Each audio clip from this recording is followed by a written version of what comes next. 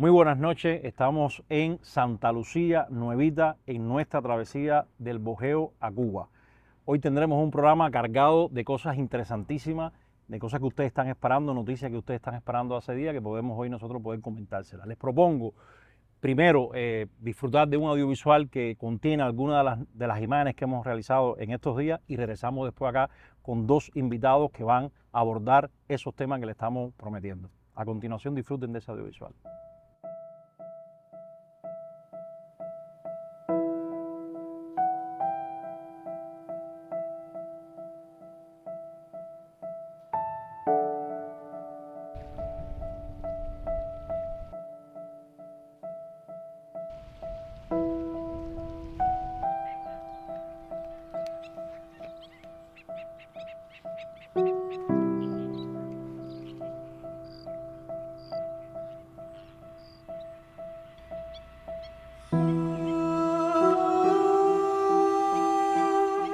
Bueno, con nosotros está el doctor Fabián Pina Margó. Bienvenido, Fabián. Gracias por estar nuevamente con nosotros. Y está Noel López Fernández, nuestro camarógrafo subacuático de tantos años, fotógrafo, hermano de tantas batallas, el responsable de muchísimas de las imágenes que ustedes han disfrutado a lo largo de todos estos años, sobre todo esas imágenes subacuáticas de muchos de los documentales que nosotros hemos elaborado. Bueno, Fabián, te propongo comenzar explicando cómo han sido los monitoreos de tiburones. La gente está muy deseosa de saber cómo avanza eso, si logramos filmar o no con estas cámaras que se ubican en los grupos que has podido hacer en estos días y bueno, qué resultados tienen, cómo va la cosa con los tiburones. Bueno, afortunadamente ya ya hemos capturado en las cámaras de muestreo científico tiburones de arrecife. No así los tiburones pelágicos que todavía se mantienen elusivos, pero los de arrecife tuvimos la suerte de que las 3 cámaras que colocamos aquí en Santa Lucía, en 2 de ellas salieron tiburones, en una salieron 2 tiburones. En las revisiones preliminares que estamos haciendo, enfatizamos en esto porque son muchas horas de video que no pueden revisarse a bordo, sino que llevan más tiempo, pero en las preliminares tenemos al menos en 2 cámaras 1 y 2 tiburones, cosa que es muy buena noticia. Además, el equipo también divisó otros tiburones durante los trabajos en Arrecife y yo en uno de los censos visuales fuera del transecto que se realiza también vimos tiburones. Por tanto, ya es una buena noticia que comienzan a verse tiburones de Arrecife. O sea, hasta este momento que tuviéramos constancia, no había habido imágenes, no se habían grabado ninguna imagen de tiburón que supiéramos. Sí, de la revisión preliminar que habíamos hecho de todos los lugares anteriores no habíamos observado. Noel, a mí me gustaría que tú nos comentes, bueno, cuál es la historia de los tiburones asociada a la boca, a la entrada, al canal de entrada de la bahía de Novita, dicho sea de paso, una de las bahías más importantes del país, porque hay una especie de tradición. En otras ocasiones nosotros hemos filmado, digamos que la cercanía de tiburones a la playa, a la comunidad que está normalmente ahí. O sea, el tiburón es algo frecuente en la cotidianidad de alguna manera de la gente que viene a este balneario frecuentemente. Y hay una especie de show de tiburones que sé que tú de alguna manera lo conoces porque en su etapa fundacional trabajabas aquí en este pueblo turístico. ¿Cuál es la historia de este show de los tiburones y cuál es la historia del tiburón aquí? Y de alguna manera esa presencia habitual de los tiburones en esta zona explica que Fabián haya podido filmar en estas cámaras tiburones en esta zona. Allí en Santa Lucía existe hace muchos años, yo te diría que desde el 1989, una interacción de los usos de turismo o del turismo allí de buceo con los tiburones toros que viven en el canal de Nuevita. Y aunque estos tiburones tenemos conocimiento de que han estado allí por más de 30 años, realmente en el 89 aproximadamente empezó esta interacción, que realmente lo que se hace es se llevan los clientes ahí de buceo y le llevan algo de comer y atraen a los tiburones. De esta manera pueden observarlo y hacerle fotos y eso a esta especie de tiburones. Y es muy interesante porque yo te diría que hay muy pocos lugares del mundo donde se pueden ver tiburones toros con seguridad. Este tiburón nosotros lo conocemos en Cuba realmente como tiburón cabeza de batea, pero su nombre en inglés es bull shark, que es tiburón toro, y se conoce internacionalmente como tiburón toro. Y son individuos de 3,5 metros. La mayoría de los que se ven en Santa Lucía son hembras grandes. Y es un tiburón como lo dice el nombre, muy corpulento, realmente muy corpulento. Y es súper interesante de verlo, majestuoso que nada y su comportamiento ahí en el canal. Durante muchos años ha habido un tipo de interacción con todos los que hacen uso del área, o sea, no solamente los turistas de buceo, también los pescadores submarinos, los bañistas de ahí de la playa, en fin, todos los que hacemos uso ahí del lugar. Y por tanto, esta interacción es muy interesante desde el punto de vista quizás hasta científico, porque nunca ha habido un ataque de tiburón allí, nunca jamás, a pesar de que estos tiburones frecuentan la playa. O sea, ni en la playa, ni en la inversión, ni en el show de tiburones tampoco. Nunca jamás. Y prácticamente todos los días ellos visitan la playa donde están los bañistas ahí y nadan entre los bañistas.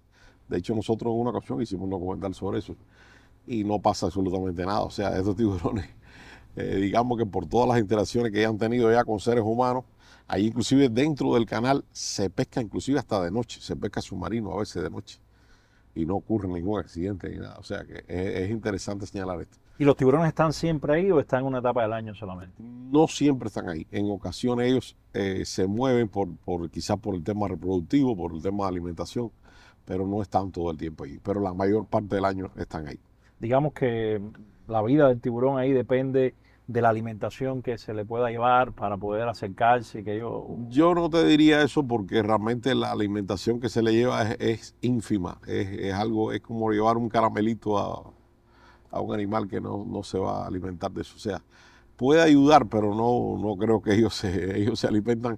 Precisamente en el momento que ellos se desaparecen coincide sobre todo con la reproducción de los róbalos, que salen grandes cardúmenes de róbalo a desovar allí a la salida de la boca del canal de Novita, y es en el momento que ellos se desaparecen porque ellos lógicamente están detrás de los róbalos, que es su comida principal, digamos. Ahora, a mí me gustaría que tú expliques aquí, o sea, la bocana que tenemos aquí atrás, cómo funciona eso, porque el show de tiburones también se puede hacer solo durante el paro de marea, es un lugar muy estrecho, con canal, con corriente fuerte, tenemos el Nuevo Mortera, una embarcación hundida ahí. Me gustaría que tú un poco expliques ese escenario, ¿no? Los instructores de buceo de ahí, de Santa Lucía, por supuesto, durante años han aprovechado la presencia del Nuevo Mortera, que es un vapor español que se hundió en 1902 y por accidente, y entonces hacen la interacción allí con los tiburones porque el barco, primero porque se puede ver el barco, que es un pecio muy interesante, por supuesto, y segunda porque el barco le ofrece cierta protección contra la corriente, porque como está dentro del canal, hay que ir, solo se puede bucear con el paro de marea de llenante. O sea, cada 12 horas es que hay un paro de marea de llenante. Por tanto, en el momento justo es cuando único se puede ir para tener prácticamente muy poca corriente y tener la visibilidad adecuada para poder hacer la inmersión. Bueno, nosotros la hicimos hoy, a las 10 y tanto de la mañana pudimos disfrutar del paro de marea, hicimos la inmersión. Muchos de los expedicionarios, o prácticamente todos, estuvimos hoy ahí en esa inmersión.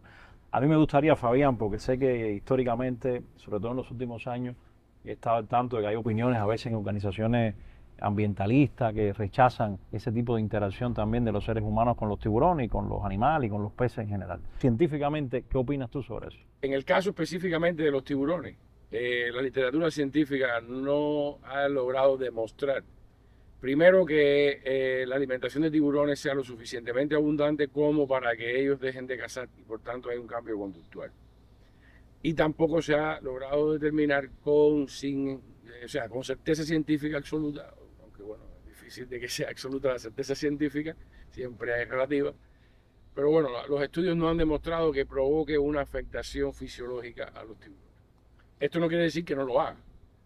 Sencillamente es un campo de investigación importante a continuar. Pero lo que sí está demostrado es que la interacción con los tiburones de cerca solo puede lograrse con proveer alimento. Sencillamente los tiburones evaden la presencia del hombre. Eso es lo que la conducta normal en la inmensa mayoría de los tiburones. Por tanto, la capacidad o la posibilidad de acercarse o tenerlo cerca y que el hombre se sienta seguro en esa interacción sí se ha demostrado que ha provocado un cambio de la actitud del ser humano hacia los tiburones. Lamentablemente, las películas de los años 70 y muchos documentales sensacionalistas han creado una falsa peligrosidad de los tiburones hacia los seres humanos.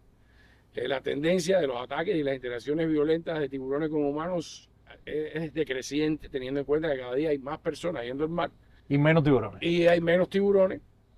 Están en el orden, solo para decirlo de forma promedio, de los últimos años, alrededor de 100 incidentes, de los cuales alrededor de 10 y incluso menos de 10 son fatales, cuando comparamos que nosotros matamos como especie humana, matamos 100 millones de tiburones al año, muchas veces nada más que para consumir la sopa de aletas de tiburón. Por tanto, realmente esa historia vinculada con los tiburones es falsa totalmente y una gran parte de esa responsabilidad de cambiar esa mentalidad en muchas personas se debe a lograr la interacción de ellos, que es muy difícil de lograr o muy poco probable lograrla si no media una alimentación.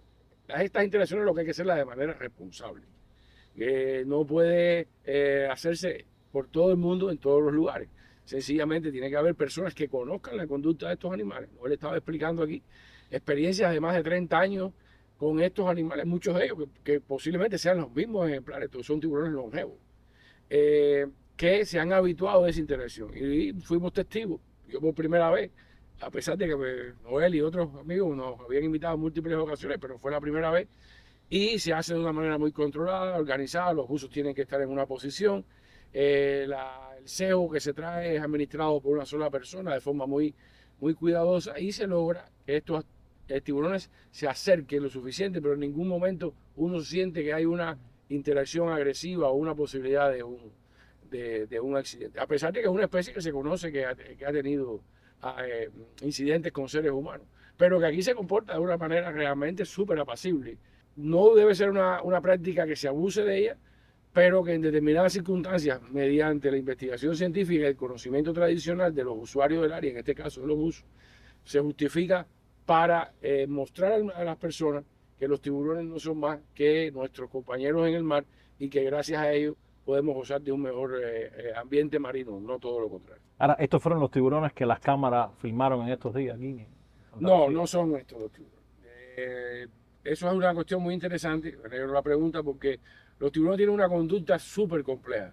Los tiburones se segregan por especie.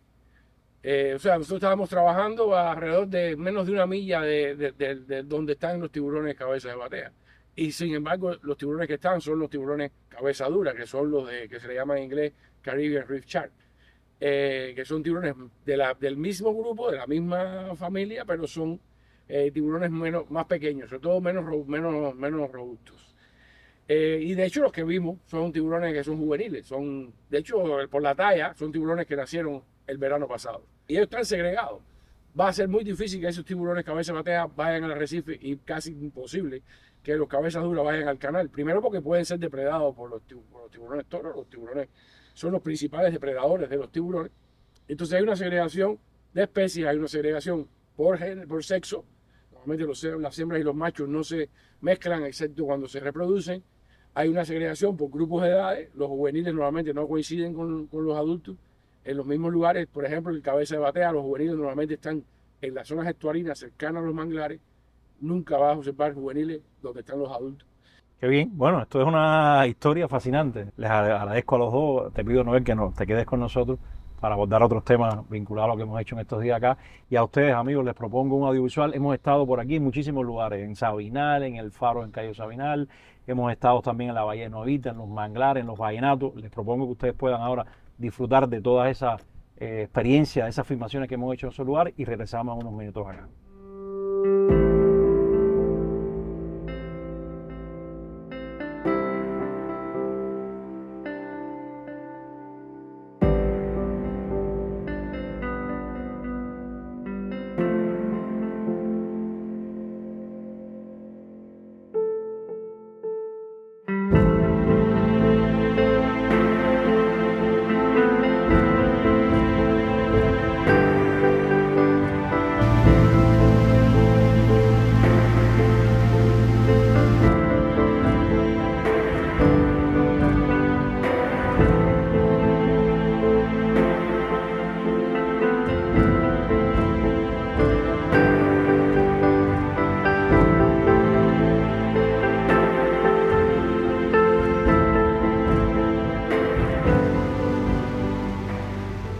Bueno, como ustedes pueden ver ahora, se ha incorporado con nosotros la doctora Patricia González Díaz, investigadora y presidenta del Consejo Científico del Centro de Investigaciones Marinas de la Universidad de La Habana y la persona que está al frente de este segundo, digamos, este segundo grupo de monitoreo. Recuerden que aquí estamos monitoreando básicamente los arrecifes coralinos y los tiburones. Bueno, realmente los resultados de los monitoreos aquí en Santa Lucía, lo primero que me gustaría comentar es que realmente la incidencia de blanqueamiento no fue tan elevada como en los otros sitios que habíamos visto hasta ahora. Casi siempre estamos encontrando temperaturas por encima de los 29, los 30 grados.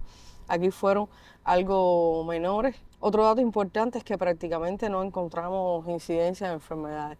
Sin embargo, sí, el cubrimiento de macroalgas era elevado. Ahora, ¿qué significación tiene para nosotros el hecho de que el cubrimiento de macroalgas sea elevado? Los arrecifes de coral en sí mismos siempre son ecosistemas donde precisamente por la biodiversidad tan grande que tienen, la madurez que tienen como ecosistema tiene un grado de especialización de sus organismos muy elevado. Un arrecife donde predominen los corales se considera un arrecife sano, saludable, en tanto las funciones ecológicas que determinan un arrecife de coral se expresan. No así en el caso contrario. Entonces, en este caso, realmente encontramos un cubrimiento de macroalgas bastante elevado. Por otro lado, digamos que el equilibrio tiende más hacia las macroalgas que hacia los corales. Realmente encontramos algo que yo creo que sería la gran noticia, de hecho, hasta ahora en el bujeo, a pedido precisamente de los colegas, de los amigos de nuestros aquí de Camagüey, pues fuimos hasta un lugar de una cresta que ellos nos habían dicho que realmente estaban varias especies que están prácticamente en extinción en todo el Caribe y que ahí estaban muy bien desarrolladas. Yo te diría, Amelio, que para nuestra sorpresa no es que estuvieran muy bien desarrolladas, es que prácticamente tienen la salud que tenían las crestas en los años 70, 60, mucho antes de que estas especies se declararan en peligro de extinción. Eso fue algo que yo en los más de 20 años que llevo trabajando en los arrecifes nunca había visto. Hemos encontrado un lugar que de manera natural ha permanecido prácticamente intacto. Encontrar un bosque de esa especie de coral bajo el mar es algo que yo nunca en mi vida había visto. Quisiéramos realmente regresar para poderlo evaluar ya con toda la profundidad que amerita el hecho de tener en Cuba hoy un lugar como ese, que repito, encontramos dos especies que se encuentran en peligro de extinción declaradas desde el año 96. Una es el cuerno de alce o Acropora palmata y la otra es Acropora cervicornis o cuerno de ciervo. Eso realmente amerita un estudio mucho más profundo porque los resultados van a ser no solo novedosos, no solo prometedores, no solo útiles para los arrecifes cubanos, sino también para los propios arrecifes del Caribe. Porque cuando uno encuentra un tipo de población así con este nivel de significación, con este nivel de salud, pues generalmente lo que se hace es pues tratar en primer lugar de genotipar esa especie y luego de criopreservar ese ADN de manera que pueda reproducirse en aquellos lugares donde esa especie se ha perdido, que son muchos además. Pues esa es una de las razones por las cuales está declarada en peligro. Qué bien, o sea, un gran hallazgo entonces Sí. aquí en Santa Lucía, en Nuevita, Sí. que incluso puede también quizás contribuir a que se declare esta área con alguna protección, algún tipo de área protegida, Sin alguna duda. categoría de manejo, ¿no? Que hoy en este momento no lo está, ¿no? Son de esos desafíos que el bogeo también nos plantea. Bueno, yo también le pedí a los dos que estuvieran acá, porque sé que ustedes dos son protagonistas, junto con Arsenio y con otros amigos, de un círculo de interés vinculado al mar en la ciudad de Camagüey. Sé que Noel, a partir de la experiencia de un hermano nuestro, un amigo, Vicente González Díaz, en Santiago de Cuba, bueno, pudo de alguna manera proponer o contribuir a que algo similar surgiera aquí. ¿Cuál es esta historia, Noel? Coméntanos sobre esto. Y después tenemos lo que hicimos hoy, Patricia y yo, que fuimos a la playa, estuvimos con Arsenio y les podremos después contar, bueno, qué es lo que vimos allá. Pero nos gustaría un poco los antecedentes de esa experiencia. Arsenio es un gran amigo que conozco hace muchos años, que es buceador también, es arquitecto y es buceador de hace muchos años, y él y su esposa tuvieron la iniciativa de crear una especie de proyecto o círculo de interés en la escuela donde está su hija, y durante muchos años se han desempeñado con este círculo de interés se llama Protejamos Nuestro Tesoro Natural. He tratado de ayudarlos a ellos a ver, cooperando con los mismos materiales de naturaleza secreta, llevándole información, dándole fotos y conectándolo con la doctora Patricia, que indudablemente los ha ayudado mucho, sobre todo en los últimos tiempos. Qué bien, qué bien. Les proponemos que vean a Patricia en la playa con Arsenio, con los niños, que puedan disfrutar de esa experiencia. Y le decimos a ustedes que estamos saliendo en unos minutos hacia Cayo Coco, un nuevo destino de este bujeo. Ya son unos cuantos, avanzamos, llegaremos a la provincia de Ciudad de Ávila, donde precisamente salimos ya hace algunos cuantos días. Salimos, por supuesto, de Júcar desde el sur y llegaremos a Cayo Coco en la costa norte. Los invitamos a ustedes a un próximo programa, estaremos acá nuevamente para que usted siga disfrutando de este su bujeo a Cuba.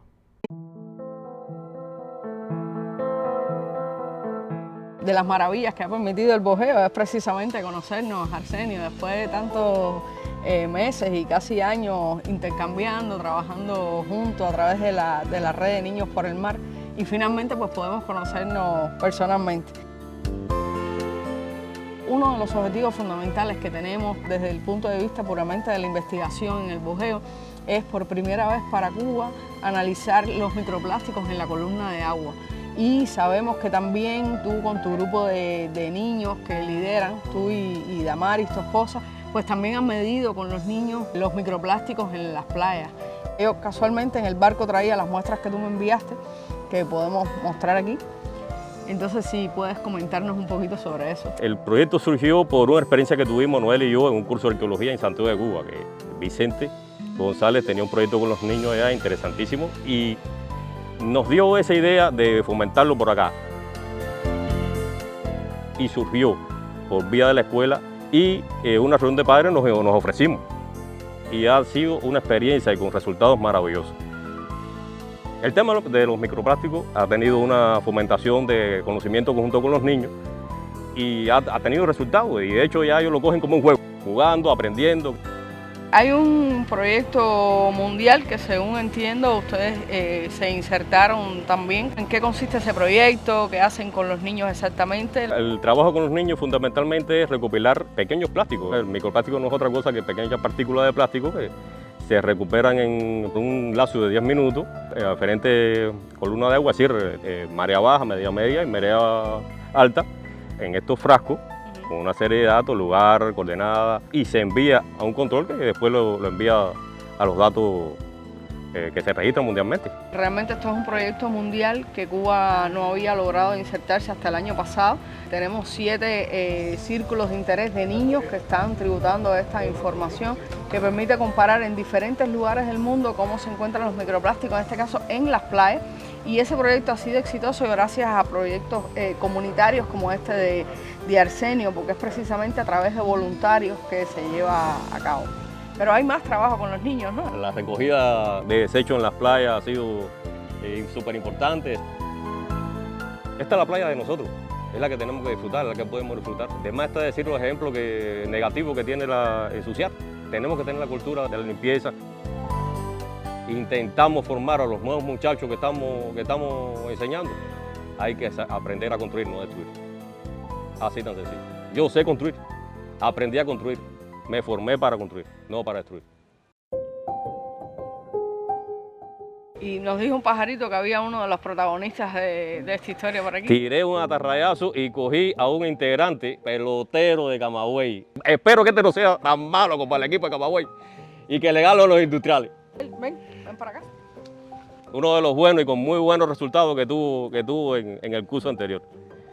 Tremendas notas que cogió. ¿Cuál es tu nombre? Mi nombre es Aramés Villalobos Guerra. Ya. ¿Y qué nos cuentas del proyecto? Muy bueno, muy instructivo. Ahí pudimos aprender mucho sobre el medio ambiente, sobre la naturaleza, todo lo que nos rodea, cómo protegerla y cuidarla, instruir a las demás personas para que contribuyan a ese cuidado de la naturaleza.